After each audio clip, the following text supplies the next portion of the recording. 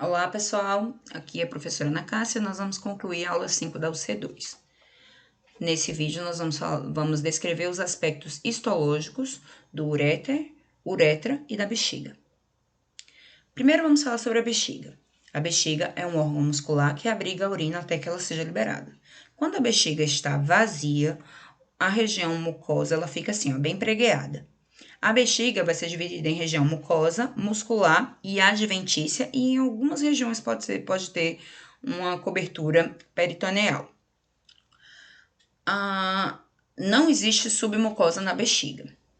A região mucosa é composta pelo epitélio, que é o epitélio de transição ou urotélio, e abaixo uma lâmina própria com tecido conjuntivo. E a camada muscular é dividida em 3 partes: longitudinal interna, circular média, longitudinal externa.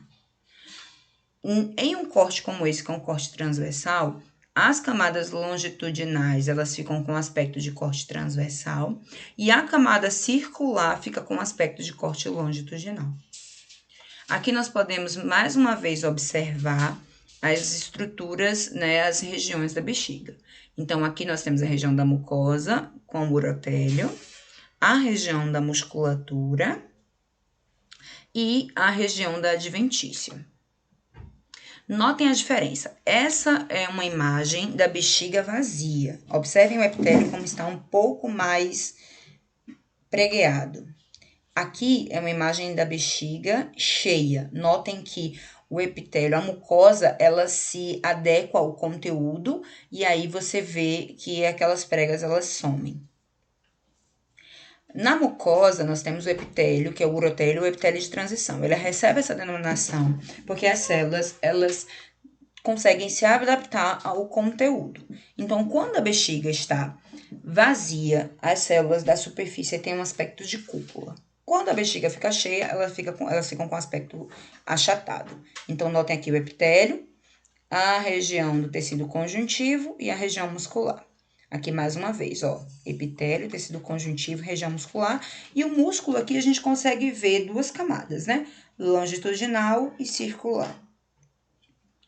Aqui, ó, o epitélio, tecido conjuntivo e o músculo. Lembrando que esse músculo é músculo liso.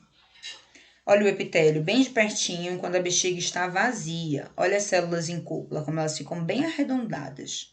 Aqui mais uma vez, ó, células em cúpula com epitélio, no epitélio de transição, ou urotélio, bem arredondadas. Tecido conjuntivo embaixo. Notem a diferença. Aqui a bexiga está vazia, aqui a bexiga está cheia. Percebam como as células da superfície elas ficam com um aspecto achatado, porque elas se acomodam ao conteúdo da bexiga. Aqui mais uma vez, ó, elas quando a bexiga está vazia, com o formato de cúpula. A uretra, ela vai levar o conteúdo da bexiga para fora, né, para ser eliminado. A uretra, ela vai ter grandes alterações no seu epitélio, dependendo da região.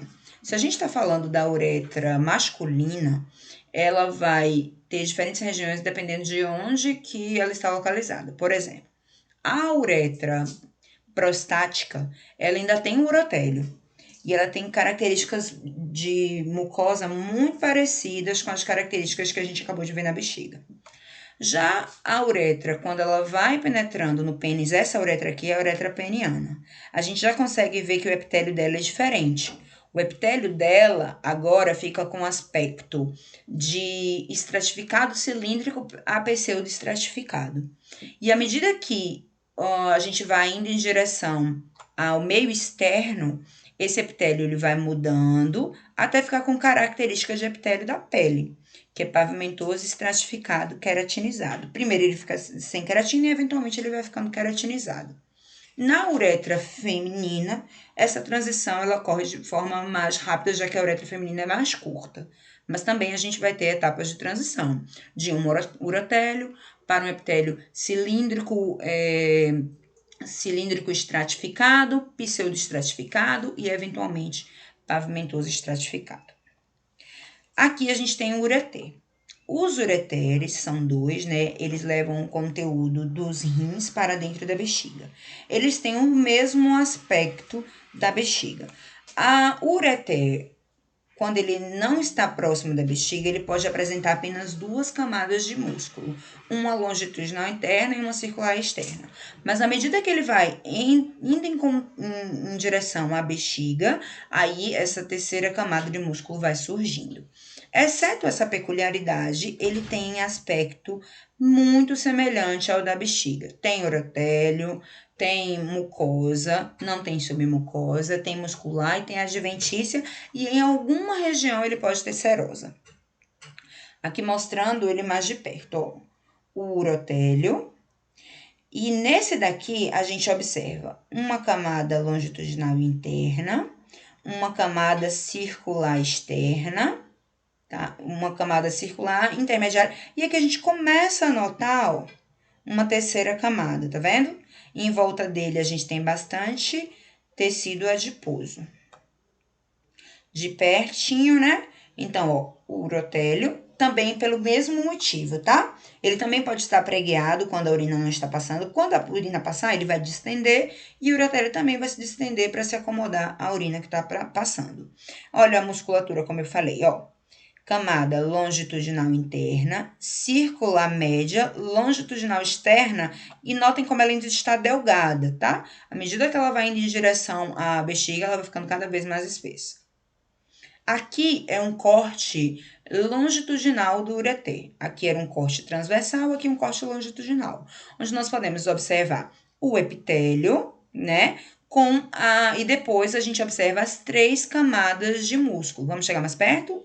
Notem que como o corte agora é longitudinal, aí a gente consegue ver o epitélio, o urotélio e longitudinal interna, que agora está com aspecto longitudinal, já que a gente está seguindo o caminho, né, que o ureter faz, circular média e longitudinal externa. Tá vendo? É isso, pessoal. Lembrem de estudar, de aprofundar o estudo por meio da literatura. Lembrem também que nessa aula a gente só quer a histologia, então não precisam se ater muito à fisiologia. Até mais!